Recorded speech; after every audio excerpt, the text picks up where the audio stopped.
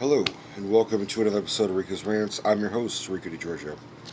First off, I am now officially 28. I had a good couple days. So, I want to officially thank the people that wish me a happy birthday. I would not, it was far more enjoyable and heartwarming and overwhelming um, to receive the love and um, kind words and thoughts from all of you, especially my friend CJ. For those who don't follow my podcast that I do with him, Pod Askew, we, he, for the past 3 or 4 weeks, compiled a secret episode, and it was a lot of guests that we've had in the past, friends and fans and everybody, uh, and he just interviewed them, talked to them about me, and asked them what they thought of me, and shared some thoughts and uh, attributes and memories, and it was heartwarming, and I cried and I laughed, and it was so unbelievable and unbelievably nice of all of you to participate if you did.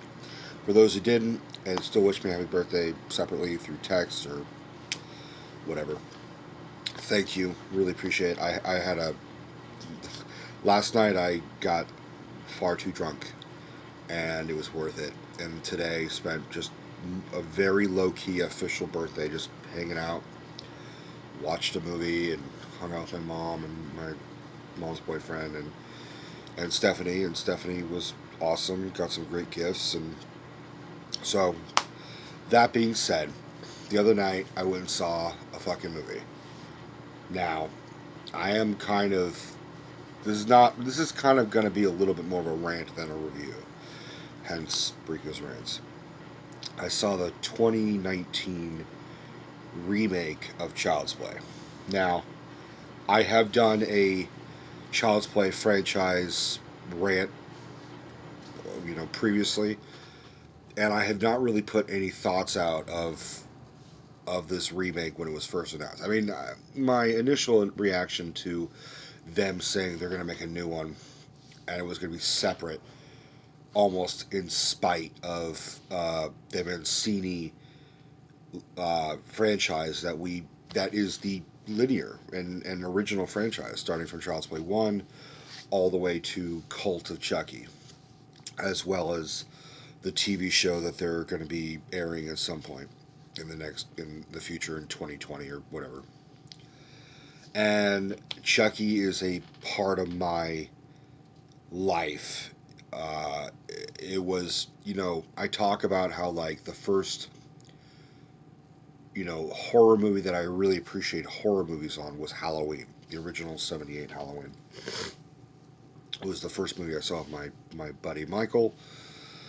It was a way for us to bond and bridge, um, and get to know each other, and as well as you know explore this genre together. He was more versed in horror than I was. For me, before that, horror was this genre that, like a roller coaster, terrified me, but I kept being dragged to it, kept being gravitated towards it. Didn't understand why. I didn't understand this obsession. I would find myself as a kid at video stores roaming the horror aisle, never renting any of them, never being brave enough to rent Child's Play or Halloween or Nightmare on Elm Street or anything. But I got a small dose of adrenaline just by looking at the back of the VHS cover and looking and reading the plot. It was just enough for me. I didn't have to see the whole film. It was weird. And a lot of it stemmed from my older brother. And my older brother, Joel, showed me a scene of Child's Play 2. He and I were wrestling when I must have been 6 or 7 years. I was 6, and we're wrestling, and then we sort of take a break, and he says, Chucky's on, And, I want to be tough and grown up and badass to my brother. So without even hesitating, I said, let's go watch it. So we sit down, it was Child's Play 2, and he puts it on, and it was the part where Chucky is in the back seat in the car, and he suffocates a guy with a plastic bag. Scared the fuck out of me. And then that's when my dad came out to the living room and saw. He was like, "What are you guys doing?" "Rico, let's go to bed." And my brother, much as I love the dude, he scared the shit out of me for years after that. It traumatized me to the point where I associated movies with Chucky. I couldn't do anything. I couldn't handle the fucking dude.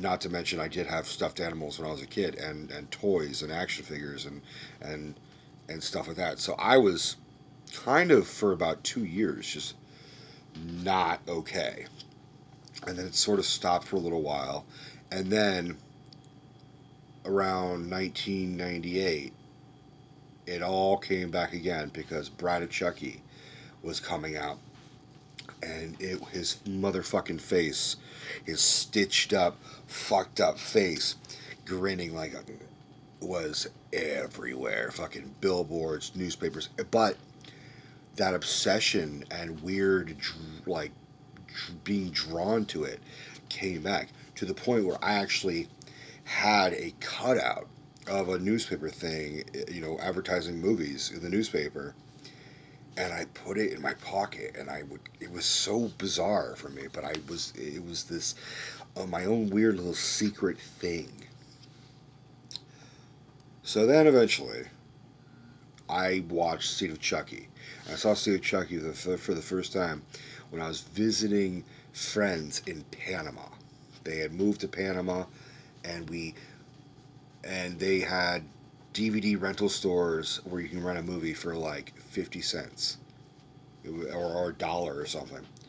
I kind of sacked up and rented Seed of Chucky, watched it, and realized this is fucking ridiculous. In a very funny. I was still kind of like alone, not like okay with what I was watching a horror film, and I didn't know how to react to it. Still watched it and laughed and thought it was palatable. And then I worked my way backwards. I saw Bride of Chucky, and then I saw the original Child's Play. Then I saw Child's Play 3, and then I saw Child's Play 2, which to me is I think, the personal best. And then I had a whole new appreciation. I was able to get through them and appreciate Chucky's dark sense of humor and sort of face my fears. It was, I get a lot of shit from CJ. For a lot of movie series, I watch movies out of order. It wasn't like I don't want to watch this one until I watch this one. It was just that's how I watched it. Whatever was available to me is how I watched it. Star Wars, Indiana Jones, whatever. Now, if I start a new franchise, I will start at beginning, middle, and end, like normal. But so over the years, I became a fan of Child's Play. I became a fan of Chucky. I appreciate the dark humor, the vicious kills, the scare tactic of a doll, just going,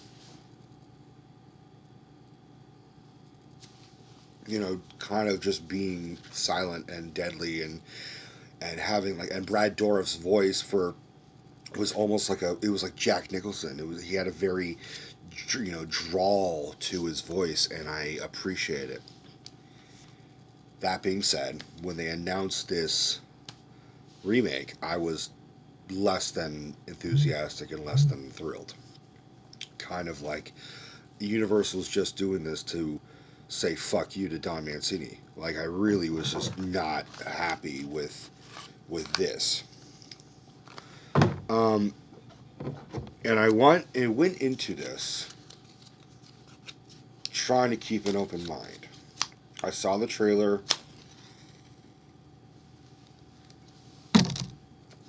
And I tried to keep an open mind. And I had questions immediately, which was, why does a 13-year-old have a doll? In the year 2019, dolls are so you have phones and high-tech equipment, and you can literally take a remote control car and sync it up with your cell phone, and that's your toy. It just seemed like Child's Play, unfortunately, was an 80s 90s vehicle. Not many. I don't. Maybe I'm just out of touch with the next generation's demographic, but I don't see the appeal of kids these days going out and getting a doll, especially a doll that just speaks three sentences, just like, "Hi, I'm Chucky. I like to be hugged." That it just doesn't. I'm looking at my nephews that are under, they're 6 and younger, and they've got action figures, but I just don't know if they also have access to cell phones. They don't have their own cell phone, but like, when I babysit, sometimes like, hey, here, play with my tablet, and they know how to work it. I just, but that being said, I was like, all right, why is a 13-year-old getting it? Okay, he's got some hearing problems. Okay, his mom is younger, single, and yada yada, or widowed, and she's just desperate to try and make her son happy. He's lonely. He doesn't have any friends. Maybe this will be a way for him to bridge. And I think she was just like, you know what? It's defunct. It's a damaged toy. I got it for free. Fuck it. I gotta take any gift that I can because money's tight. Yada yada yada. Even still, I was like, whatever. Maybe I'll see it when it comes out at Video Room or DVD or something. And then, because the first initial trailer, there was no big reveal of who's going to voice Chucky. That was the big thing of who the fuck is going to voice Chucky. We know he's a robot, so he's going to be, you know, my name is Chucky. I'm going. Is he going to have a stereotypical robot voice? Is he going to sound childish, like, "Hi, I like to be hugged"? Like, is he going to be like that, or is he? And because they're not doing the serial killer soul in a doll thing like they did in the originals, so there, as far as I knew, there was no voice. Then I got to give them credit. They chose a voice and they chose an actor and chose a voice actor that completely made me look at it a whole other way. Mark Hamill as Chucky. You all know I'm a big, massive fan of Mark Hamill. As an aspiring voice actor, Mark Hamill is sort of God, especially now. Like, he is the voice of Joker when you think of the Joker. For a lot of people, he is Luke Skywalker, and he does have that voice where if you're watching anime or a video or playing a video game, and then you all of a sudden you hear this, and you're like, "Fucking Mark Hamill, motherfucker!" You just know. And it doesn't. You're not like, "Oh, that's Mark Hamill." You're like, "That's Mark Hamill, dude. It's Luke Skywalker. It's fucking awesome." And I was still apprehensive. I was gung ho. I'm like, "Fuck, dude. If you're gonna replace Brad Dourif, go Mark Hamill. That's a great fucking idea." But I was still like sticking to my fucking. I don't want this, but if you're gonna do this, at least do that.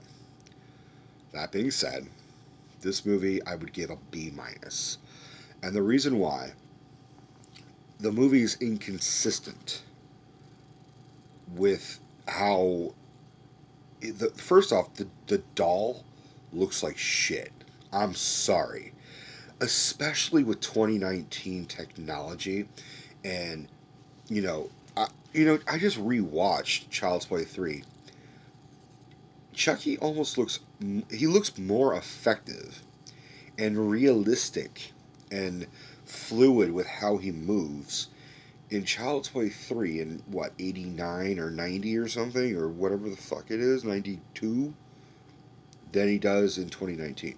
2019, he is super jerky and, "Hi, I'm Chucky," and really jerky, and you can argue it's because he's a glitchy model.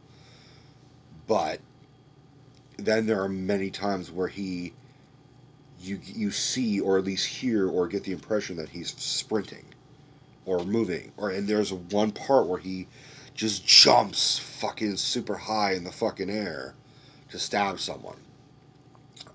It wasn't consistent.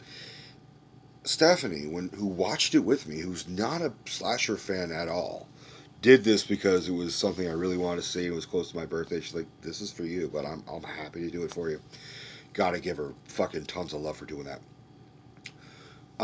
Pointed out that there are his eye colors change. When it's blue, that's the happy model, and when it's red, that's when the maliciousness part comes out, and it would flash forward between flash back and forth between blue and red.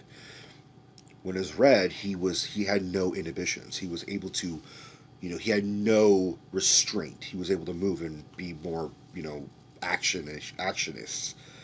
Whereas when he was blue, he still had jerky restrictions and yada yada yada. So I will argue. I will buy that point. Um, you know, I don't know how I feel. There was some funny parts, but not stereotypical Chucky Child's Play parts. Um, a lot of the humor is when Chucky is learning from Andy and how to be how he's just learning. So there's a part where he first opens the Chucky box and he says, "Hi, what is my name?" And he says, um, "Okay, your name is Han Solo. Did you say Chucky?" And he's like, "No, not at all." I thought that was funny because it's Luke Skywalker saying, "No, I don't want to be called Han Solo." Thought that was funny.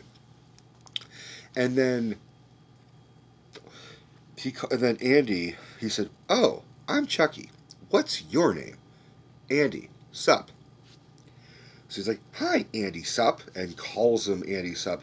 And that was funny. And you think it's going to be a reoccurring thing, and then it stops. And because Chucky's learning, he just calls him Andy.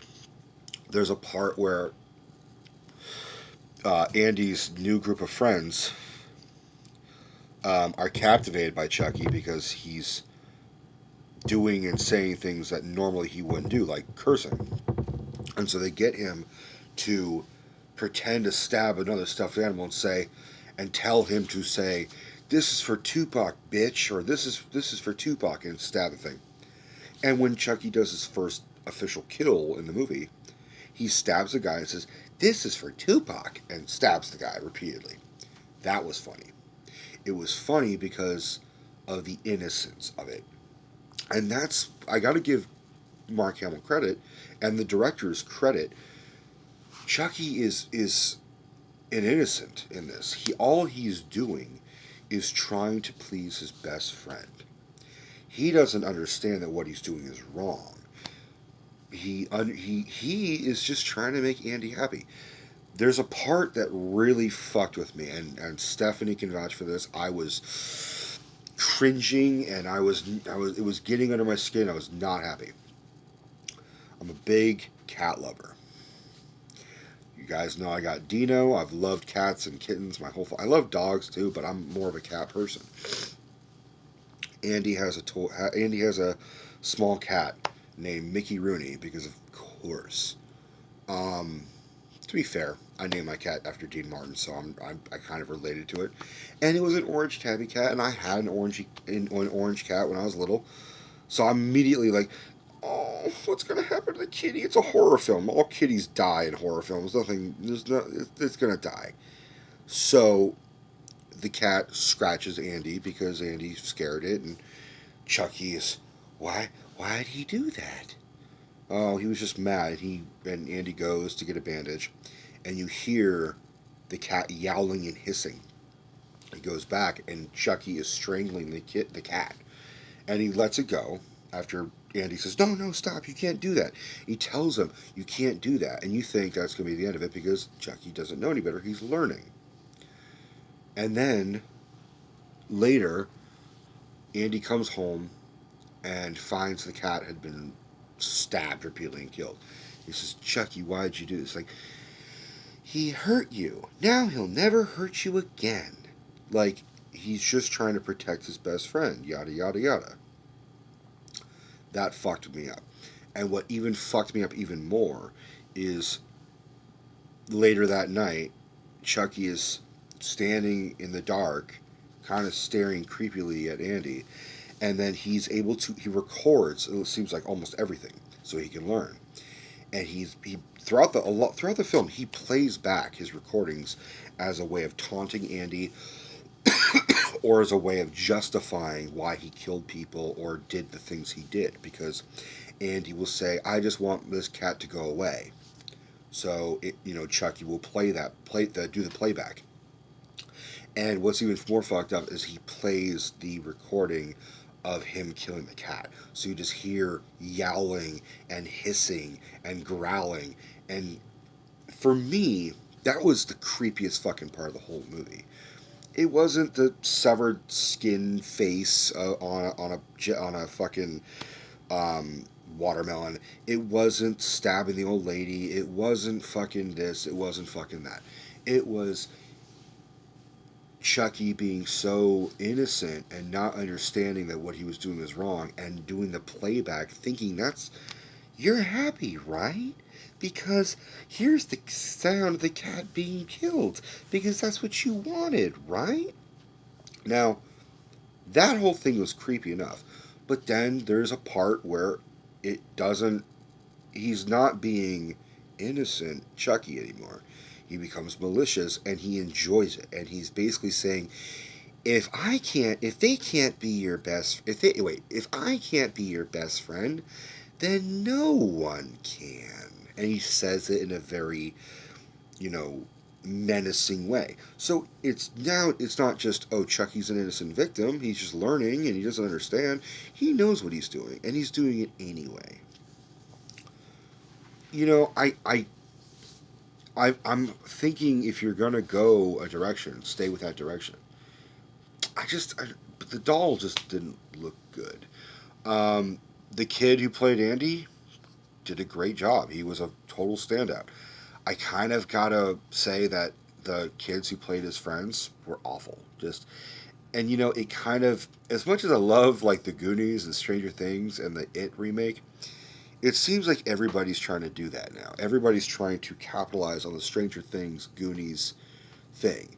Like the only thing that was missing from this was all of them on bicycles going somewhere. That was what was missing.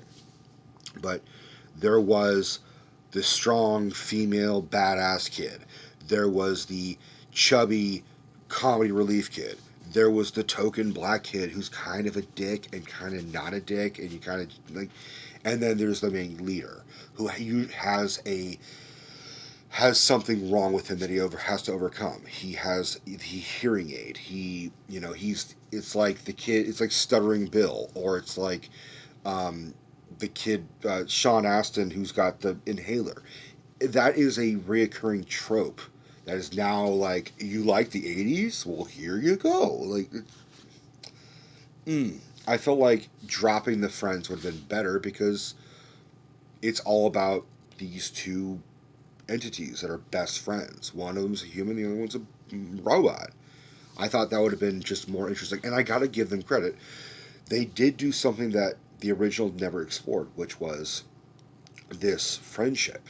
In the original film, I just accepted, okay, Andy's 6. That's why he loves Chucky.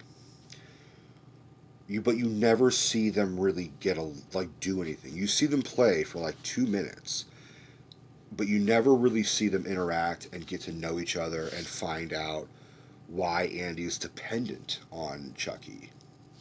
This film did capitalize it. So there are some good parts to it, but there's a lot of not so good parts.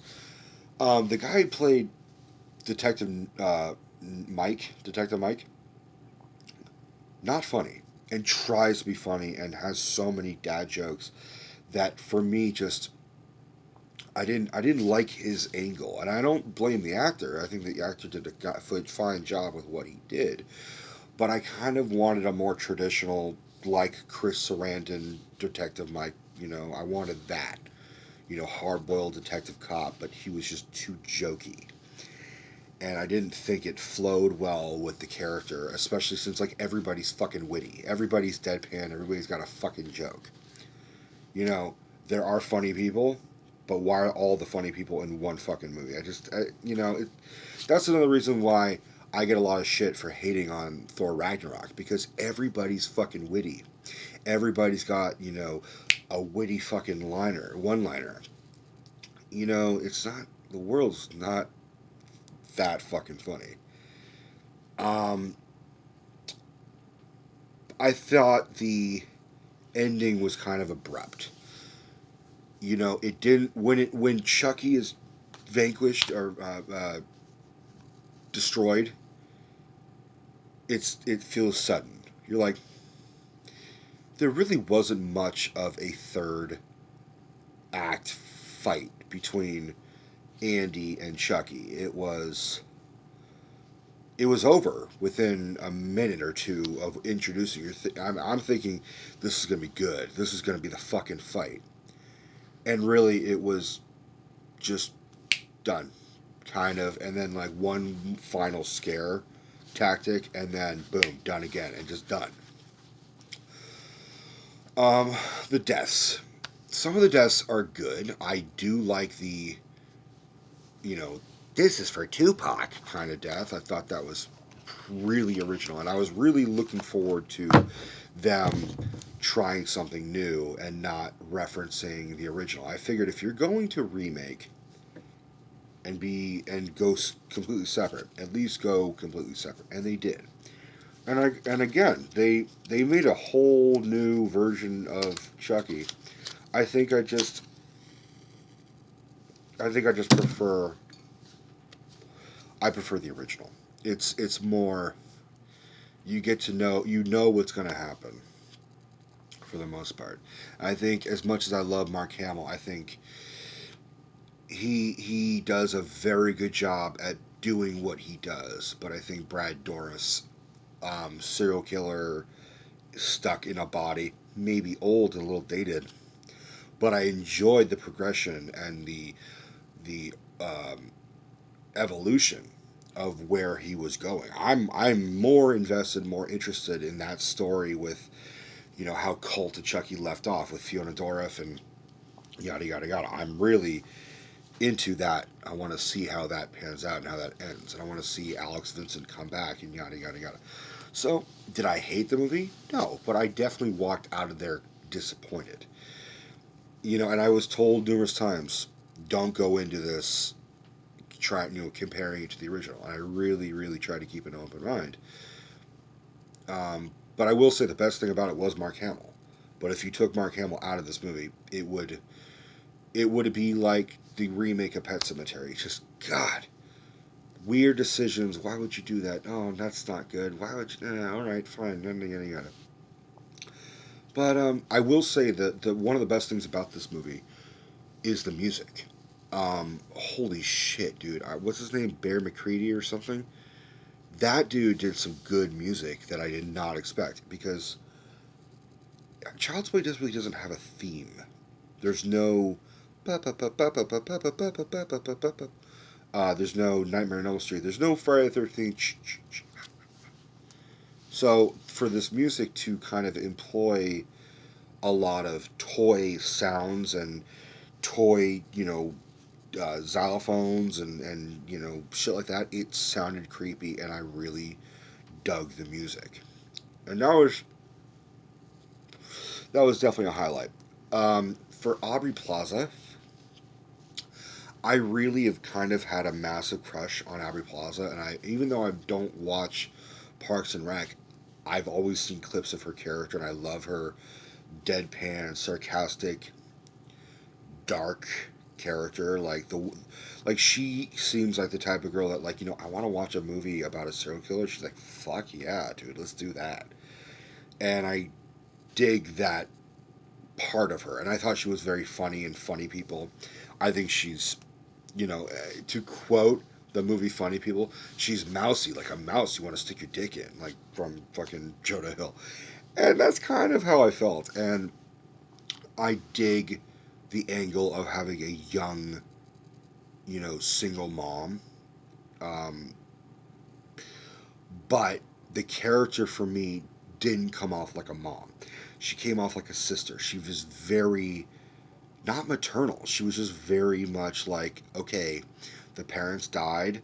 I have to raise my little brother. That's how I felt, and that's Stephanie agreed with me. She's like, she wasn't really a mom.